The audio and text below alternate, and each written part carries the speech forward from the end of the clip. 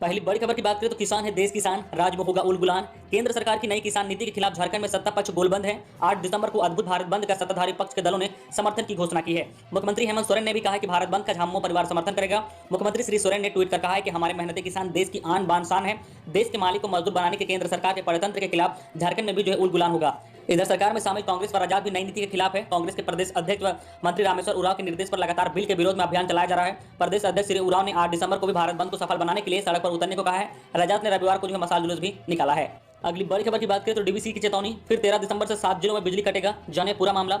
DVC ने बोकारो, धनबाद, गिरिडीह, कोडरमा, रामगढ़, चतरा और हजारीबाग जिले की बिजली आपूर्ति में 13 दिसंबर से कटौती करने की चेतावनी दे दी है। इस संबंध में झारखंड बिजली वितरण निगम लिमिटेड को 3 दिसंबर को पत्र देकर सूचना दे दी गई है। इसमें कहा गया है कि जेबीएनएल के पास बिजली मद में बकाये 4,950 करोड़ रुपए का भुगतान नहीं होने के कारण यह कदम उठाया गया है। डीवीसी मुख्यालय कोलकाता में कार्यकारी निर्देशक जो कमर्शियल अंजना डे ने कहा कि बिजली आपूर्ति के एवज में जेबीएनएल ने 30 नवंबर तक 4,950 करोड़ रुपए से अधिक के बकाये का भुगतान नहीं किया है। यदि 13 दिसंबर तक बकाये का भुगतान शुरू नहीं किया गया तो डीवीसी बिजली आपूर्ति में कटौती शुरू करेगा। अगली बड़ी खबर की बात करें तो 400 की जांच के 45 रुपए वसूला मामला सुप्रीम कोर्ट में पहुंचा। कोरोना महामारी में जब सरकार लोगों को सुरक्षित करने में लगी हुई थी, तब राज्य के निजी जांच घर कोरोना की आरटीपीसीआर जांच के लिए मनमाना पैसा वसूलने में लगे हुए थे। आरटीपीसीआर की जांच के नाम पर लोगों से 45 रुपए लिए गए थे, जबकि जांच किट की कीमत मात्र 200 रुपए थी।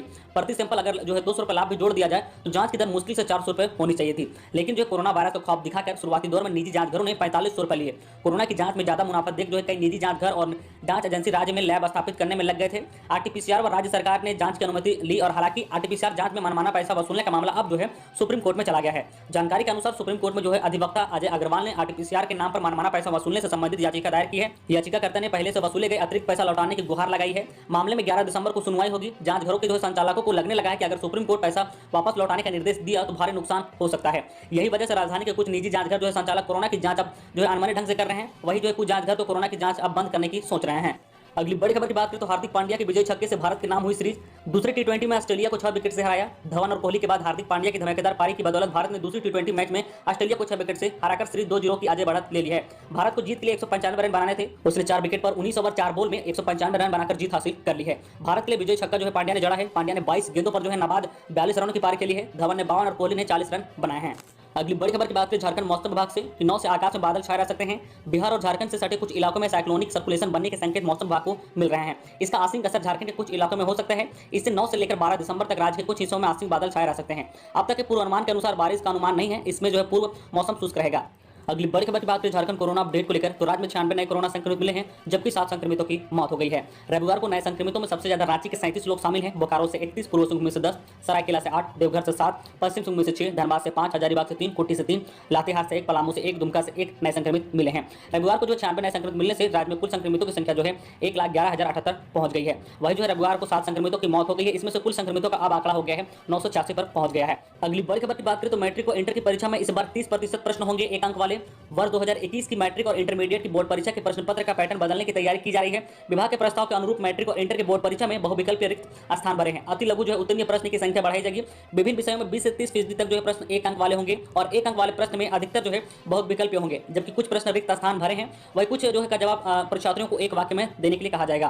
प्रश्न पत्र पैटर्न में बदलाव को लेकर स्कूली शिक्षा एवं साक्षरता विभाग के सचिव राहुल शर्मा, झारखंड एकेडमिक काउंसिल के अध्यक्ष डॉक्टर अरविंद प्रसाद सिंह और जेक सचिव महादेव कुमार सिंह की बैठक में हुई है। कोविड-19 को देखते हुए प्रश्न पत्र को अधिक स्टूडेंट फ्रेंडली बनाने का निर्णय लिया गया है। अगली बड़ी खबर की बात करें तो सीबीएसई 10वीं और 12वीं बोर्ड के छात्र घर बैठे डाउनलोड कर सकेंगे एडमिट कार्ड। कोरोना के कारण इस बार मिलेगा डिजिटल प्रवेश पत्र। कोरोना काल में 10वीं और 12वीं बोर्ड के परीक्षार्थियों को संक्रमण से बचाने के लिए सीबीएसई घर बैठे प्रवेश पत्र डाउनलोड कराने की सुविधा प्रदान करेगा। इसके लिए सीबीएसई द्वारा डिजिटल प्रवेश पत्र जारी किया जाएगा। बोर्ड द्वारा मान्यता प्राप्त स्कूल के लॉगिन पर सीधा प्रवेश पत्र भेजा जाएगा। इसके बाद स्कूल द्वारा छात्रों को डिजिटल प्रवेश पत्र भेजा जाएगा। सीबीएसई के क्षेत्रीय समन्वयक डॉक्टर मनोहर लाल ने बताया कि छात्रों के लिए दोनों तरह के विकल्प मौजूद हैं। स्कूल द्वारा अलग अलग समय व अलग अलग तिथि में छात्रों को प्रवेश पत्र के लिए स्कूल बुलाया जाएगा। वही जो छात्र स्कूल नहीं आना चाहते हैं वो वेबसाइट से प्रवेश पत्र डाउनलोड कर पाएंगे। इस बार छात्रों को प्रवेश पत्र पर हस्ताक्षर करने के लिए स्कूल आने की जरूरत नहीं होगी। स्कूल द्वारा यूजर आईडी और पासवर्ड के माध्यम से प्रवेश पत्र प्राप्त किए जाएंगे। अगली बड़ी खबर की बात करें तो धर्मकोट के लिए चक्का जाम। रांची में प्रदर्शनकारियों ने गंगा घाट रेलवे स्टेशन पर रोकी ट्रेन। केंद्र सरकार द्वारा सरना आदिवासी धर्मकोट पारित करने की मांग को लेकर विभिन्न आदिवासी संगठनों द्वारा आयोजित रेल रोड चक्का जाम रांची में पूरी तरह से बेअसर रहा।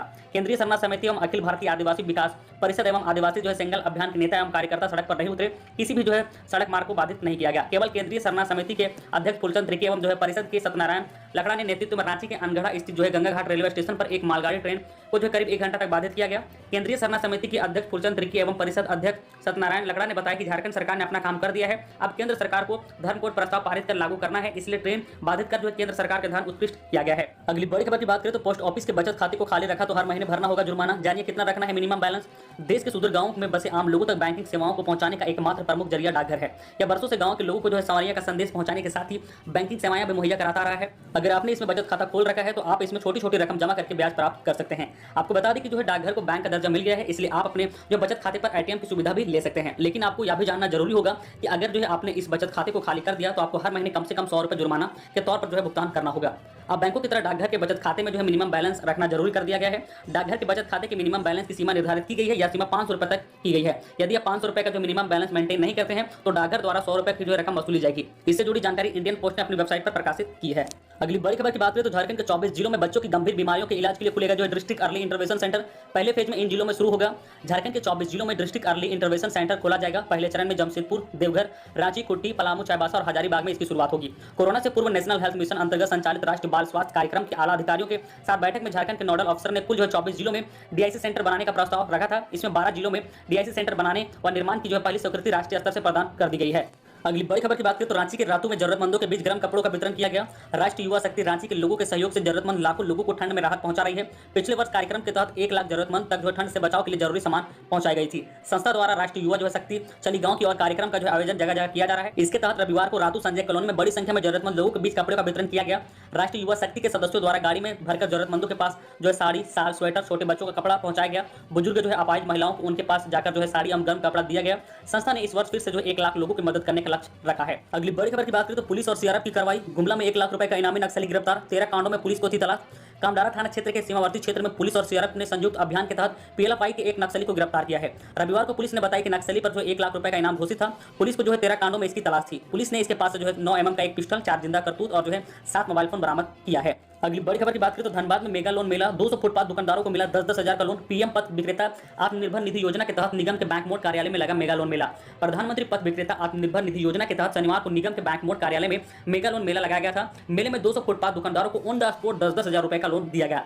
मेले में कुल जो है 1200 दुकानदारों ने आवेदन दिया था। शेष बचे दुकानदारों को लोन की राशि उनके खाते में भेजी जाएगी। इसमें जो है पूर्व मेले का उद्घाटन उप जो है नगर उपायुक्त राजेश कुमार सिंह, जिला जो अग्रणी बैंक प्रबंधक जो है नकुल कुमार साहू, केनरा बैंक के सीनियर मैनेजर विक्की प्रसाद गुप्ता एवं जो है निगम के कार्यपालक पदाधिकारी और जो है अनिश ने संयुक्त रूप से किया है। अगली बड़ी खबर की बात करें तो 190 लाभुकों को मिलेगा फायदा। रांची में 180 फ्लैट के आवंटन के लिए 7वीं बार तिथि घोषित। 9 को होगी लॉटरी। नगर निगम के बनहोरा में प्रधानमंत्री आवास योजना के तहत बन रहे फ्लैट के आवंटन के लिए 7वीं बार तिथि की घोषणा की गई है। 9 दिसंबर को जो सुबह 11 बजे से मोराबादी स्थित स्वर्ण जयंती दीक्षांत मंडप में लॉटरी के माध्यम से फ्लैटों का आवंटन होगा। 180 फ्लैट के लिए 190 आवेदकों का चयन किया गया है। आवेदकों की सूची रांची नगर निगम की वेबसाइट पर जारी की गई है। इन्हीं आवेदकों के बीच फ्लैट का आवंटन के लिए लॉटरी होगी। जिन लाभुकों को फ्लैट का आवंटन होगा उन्हें 1 सप्ताह के अंदर निगम में 20,000 रुपए जमा कर एग्रीमेंट करना होगा। उसके बाद 3,50,000 रुपए का भुगतान बैंक के माध्यम से होगा। लाभुकों को किस्त के दौरान बैंक को जो पैसे देने होंगे। मालूम हो कि नगर निगम के जो निर्माणाधीन फ्लैट के आवंटन के लिए पहली बार जो सितंबर 2019 में तिथि की घोषणा की गई थी। उसके बाद अब तक जो है 6 बार तिथि घोषणा कर उसे रद्द कर दिया गया था। लेकिन इस बार जो है सरकार के 1 वर्ष पूरा होने से पहले 180 परिवारों को फ्लैट की सौगात देने के लिए नई तिथि की घोषणा की गई है। तो ये थी आज की झारखंड की टॉप बड़ी खबरें।